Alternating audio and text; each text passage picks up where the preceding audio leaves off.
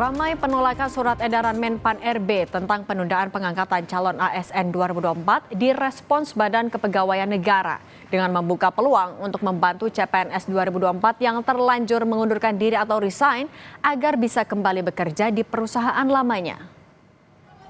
Kepala BKN Zudan Arif mengatakan bantuan yang diberikan berupa komunikasi dengan perusahaan lama melalui pemangku kepentingan terkait.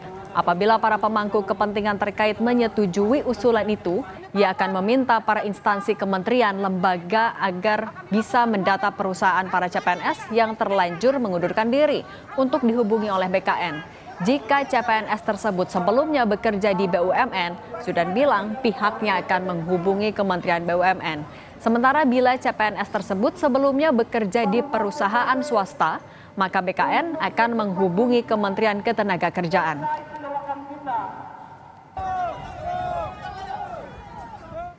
Mereka sudah terlanjur keluar dari pekerjaan. Sekarang menganggur. Ini saya perlu masukan apakah saat nanti mengundang para calon ASN-nya, instansi ini kemudian mendata, kemudian menghubungi tempat pekerjanya yang lama agar bisa mempekerjakan kembali, atau biar kami dari BKN atau Menpan yang menghubungi, misalnya mengkomunikasikan dengan Kementerian BUMN bila yang bersangkutan bekerja di BUMN, atau dengan menaker kalau yang bersangkutan bekerja di swasta. Negara tidak boleh meminum keringat rakyatnya. Negara tidak boleh memakan tulang rakyatnya. Negara tidak boleh menghisap darah rakyatnya. Tak terima penundaan pengangkatan sebagai aparatur negara, ratusan calon pegawai pemerintah dengan perjanjian atau CP3K berunjuk rasa ke gedung DPRD NTB pada Senin siang. Mereka protes surat edaran Menpan RB Rini Widiantini yang menunda pengangkatan P3K hingga 2026 yang seharusnya dilaksanakan bulan Februari tahun ini. Akibat penundaan itu, para calon abdi negara merasa dipermainkan. Apalagi banyak CP3K yang telah berusia lanjut yang ketika diangkat mereka langsung pensiun. Maka oleh karena itu 1 tahun mundur Pak. Nah itu kami rasa itu kerugian buat kawan-kawan, kerugian sangat rugi sekali, rugi total. Umurku 56 tahun, hargai pengabdian jangan seenaknya. Jadi kalau 2026 Bapak di struktural ya, sudah selesai pensiun. Aksi demo menolak dan mendesak pemerintah mencabut surat edaran Menpan RB juga berlangsung di kantor Gubernur Kalimantan Barat. Aksi ini direspons Pemprov Kalbar dengan menembuskan surat permohonan ke Komisi 2 DPR dan pemerintah pusat. Jadi Bapak Gubernur sudah memerintahkan Pak Wakil Gubernur dan Kepala BKD untuk berangkat ke Jakarta untuk menyampaikan surat dari Pak Gubernur pengangkatan CPNS dan CP3K ini kembali ke jadwal semula, ya, tidak diundurkan di bulan Oktober. Menanggapi penolakan keras para calon ASN di sejumlah tempat, Menpan RB Rini Widiantini memilih irit bicara saat ditanya soal kepastian nasib pengangkatan CASN dan P3K. Namun ia pastikan telah melaporkan hal ini kepada Presiden. Soal CASN dong Bu, jadinya gimana Bu? Keputusan dari Presiden gimana Bu? Akan dilapor Presiden. Tapi gimana sih Bu? Tadi dengan Presiden tadi ngomongnya sekolah rakyat. Nah, ya? Tapi untuk CASN sempat dilaporkan nggak Bu? Ya sudah dilaporkan, nanti akan ada. Ya Mbak, Presiden ya. Akan ada. Melihat gejolak di sejumlah daerah, Komisi 2 DPR minta agar pengangkatan CASN dan P3K dilakukan secara bertahap karena tidak ada urgensi untuk menunda pengangkatan.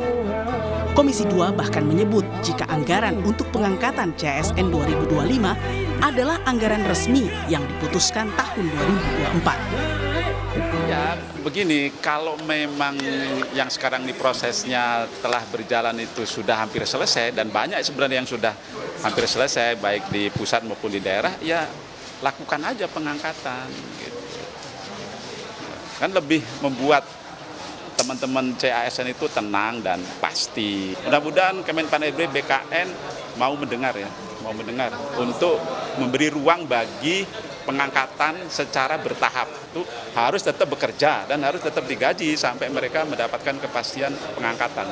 Tapi yang sudah keluar dari pekerjaan mereka kan mereka karena Nah justru itu untuk mengatasi yang itu tolong bertahap karena hampir selesai kok mereka itu. Pemerintah secara resmi menunda pengangkatan calon pegawai negeri sipil dan pegawai pemerintah dengan perjanjian kerja hasil seleksi tahun 2024. Berdasarkan keputusan terbaru, pengangkatan CPNS 2024 akan dilakukan pada 1 Oktober 2025, sedangkan P3K dijadwalkan mulai bertugas pada 1 Maret 2026. Sebelumnya, sesuai jadwal awal, peserta yang lolos seleksi CPNS 2024 seharusnya menerima nomor identitas pegawai pada Maret tahun ini. Tim Liputan, Kompas TV. Beragam respons dilontarkan baik dari pemerintah maupun DPR soal kisruh yang terjadi akibat surat edaran Menpan RB tentang penundaan pengangkatan CPNS dan P3K. Bila Menpan RB sudah membantah penundaan pengangkatan CPNS dan P3K ini bukan karena efisiensi, lalu apa alasannya dan apa dampak sosial ekonominya akibat penundaan ini? Kita bahas persoalan ini dengan anggota Komisi 2 DPR fraksi Gerindra Aziz Subekti dan Direktur Kebijakan Publik Selios Media Wahyudi Askar. Selamat petang semuanya. Selamat petang. Selamat petang. Saya mau ke Mas Media dulu. Mas Media, solusi dari BKN adalah agar dikomunikasikan CPNS yang sudah resign agar bisa kerja lagi di perusahaan lamanya. Menurut Anda ini logis dan realistis nggak? Sangat tidak logis, sangat tidak realistis, dan sangat tidak masuk akal. Dan ini disampaikan oleh pejabat publik. Bagaimana mungkin pejabat publik eselon tertinggi menyampaikan solusi yang sebetulnya secara implementasi itu rumit dan sangat tidak mungkin dilaksanakan. Ada 250.000 formasi, bagaimana mungkin Kementerian Tenaga Kerja bisa berkoordinasi dengan 200-an ribu lebih perusahaan atau tempat bekerja sebelumnya yang kemudian sudah mengeluarkan karyawannya atau sudah resign gitu ya.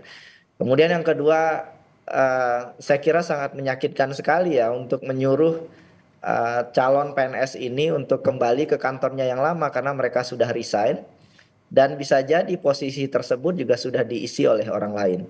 Jadi ini sangat tidak mungkin untuk dilakukan. Jadi menurut hemat saya pemerintah sepertinya tidak perlu gimmick, jujur saja ada kekacauan administrasi yang terjadi dan segera carikan solusinya untuk saudara-saudara kita calon PNS ini. Mereka anak muda yang baik, mereka ingin mengabdi untuk negara, mereka bahkan belum tanda tangan kontrak, tapi negara sudah jahat sekali kepada mereka. Negara memberikan mereka peluang untuk bekerja, untuk mengabdi, tapi kemudian akhirnya hari ini justru mereka yang dirugikan. Oke, kita tadi dulu ke Bang Aziz, oke tahan dulu Mas Media. Tapi Bang Aziz, kalau kita juga mundur ke belakang, Menpan RB membantah kalau ini terkait dengan efisiensi. Sebenarnya alasannya apa? Di rapat disampaikankah kenapa harus diundur pengangkatannya ini? Jadi alasan yang disampaikan oleh Kementerian PAN RB itu adalah alasan TMT, supaya tanggal untuk pengangkatannya itu serentak, seperti kita baru saja menyelesaikan penyesuaian pilkada serentak itu. Kalau di warung kopi obrolan-obrolan itu memang ada yang terkait anggaran dan lain-lain. Tapi itu tidak pernah Kementerian PAN RB itu menyampaikan terkait hal yang berkenaan dengan keuangan negara. Karena penerimaan CPNS ini kan anggaran tahun 2024, jadi sudah dipersiapkan dengan baik gitu. Saya kira itu penjelasan saya. Jadi tidak ada obrolan yang resmi secara ofisial bahwa penundaan ini terkait dengan anggaran. Tapi Bang Aziz, dengan dilakukan serentak di Oktober dan juga di Maret 2026, sudah dipertimbangkankah dampak sosial ekonomi yang mungkin terjadi dengan masa penganggurannya itu? Pertanyaan yang bagus. Kita ini kan saya mau ajak untuk live Kompas TV ini kan supaya teman-teman CPNS dan CP3K yang kemudian unjuk rasa dan lain-lain itu mendapatkan penjelasan yang teduh lah. Jadi saya kira teman-teman harus bersabar. Tentu kita semua bukan hanya CPNS maupun CP3K sedang berupaya, termasuk pemerintah dan DPR ini berupaya supaya teman-teman ini cepat bisa bekerja membantu pemerintah dalam menyukseskan program-programnya. Karena teman-teman ini yang sudah lulus ini, ketika ada formasi itu kan sudah ada analisa beban kerja, tentu sudah disesuaikan dengan beban kerja yang dibutuhkan untuk perekrutan CPNS maupun CP3K yang baru. Namun demikian, dengan serangkaian dinamika ini, tentu kita tidak mau melangkah ke belakang, kita harus ke depan. Jadi kita mencari solusinya, salah satunya yang disampaikan oleh Bang Zulfikar tadi, bisa bertahap. Walaupun memang secara logika, TMT ini kan secara serentak ada benarnya, tetapi ketika dilakukan dalam waktu yang tidak tepat, dalam kondisi seperti sekarang ini, menjadi gaduh. Saya kira saya begitu melihatnya, Mbak. Oke, saya ke Mas Media lagi. Mas Media, tapi kalau mungkin Anda juga bisa jelaskan dampak sosial ekonominya apabila penundaan ini tetap dilakukan. Terlepas memang dari DPR sudah menyiapkan opsi serentak itu, tapi apa dampaknya? Pertama yang dirugikan adalah CPNS tersebut ya. Kita menghitung totalnya itu sekitar 6,76 triliun. Itu dengan asumsi gaji sekitar 3 jutaan. Kemudian selama 9 bulan, jadi 20 juta terhitung selama 9 bulan ya. Dan itu totalnya untuk 250 ribuan formasi. Jadi yang dirugikan paling signifikan adalah CPNS. Tetapi ada multiplier effect-nya. Ada potensi kehilangan sumber daya ekonomi, gangguan konsumsi rumah tangga juga, serta potensi kenaikan pengangguran sementara.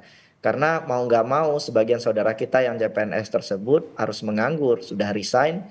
Dan untuk bekerja lagi, tempat kerja yang mau mempekerjakan mereka dalam waktu yang pendek, hanya 6 bulan atau 9 bulan, itu juga sangat sulit dan jarang sekali.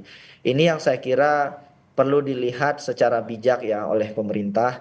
Dan untuk BKN saya kira ada baiknya transparan dan jujur saja kepada masyarakat, karena ini sudah terang benderang sebetulnya. Kalau memang karena efisiensi anggaran, sampaikan saja dan kemudian dicari jalan keluarnya. Karena rasa-rasanya karena faktor TMT cukup sulit ya diterima bahwa alasannya tersebut. Artinya Anda meyakini efisiensi anggaran memang karena keterbatasan anggaran?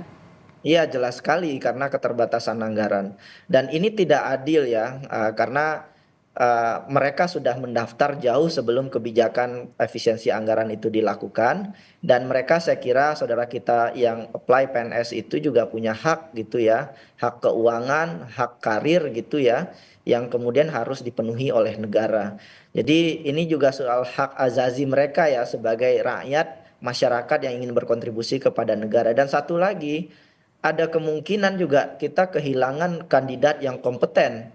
Karena kalau ditunda terlalu lama, orang-orang terbaik negeri ini yang sebelumnya sudah lolos di PNS kemudian akan kemudian bekerja di tempat lain. Ini juga belum termasuk gangguan layanan publik di daerah. Ini salah satu kritik saya kepada pemerintah yang selalu bilang layanan publik tidak terdampak akibat pemotongan anggaran. Ini kelihatan jelas dampaknya. Kaltara, beberapa provinsi yang kekurangan PNS, layanan publiknya pasti terdampak karena penundaan pengangkatan CPNS ini. Jadi segera dicarikan solusinya. Saya kira saya mengharapkan mengirimkan pesan juga kepada DPR untuk terus mendiskusikan ini dengan pemerintah, dan sebaiknya dicari jalan keluarnya kalau bisa tidak berlarut-larut begitu, Mbak. Nah itu soal solusi, Bang Aziz. Anda kan tadi bilang salah satu solusinya adalah dilakukan secara bertahap. Mekanismenya seperti apa dan kapan ini bisa diputuskan? Jadi begini, Mbak. Saya ini kan kamarnya kan kamar parlemen. Jadi ada salah satu solusi, ada salah satu alternatif yang disampaikan oleh Menpan RB setelah melapor Presiden bahwa Presiden akan menyampaikan impres dalam waktu dekat. Nah, saya kira ketika Menpan RB kesulitan untuk melakukan kebijakan keserentakan ini, ya menurut saya impres itu hal yang tepat. Ketika Presiden berkenan untuk menerbitkan impres terkait dengan pengangkatan ini. Nah, apa saja yang harus dilakukan di dalam impres itu? Tentu Presiden merespon. Jadi Presiden Prabowo merespon apa-apa yang disampaikan oleh masyarakat termasuk oleh mass media. Pertimbangan-pertimbangan yang dalam, kemudian dampak dari sosial maupun ekonominya di saat seperti yang sekarang.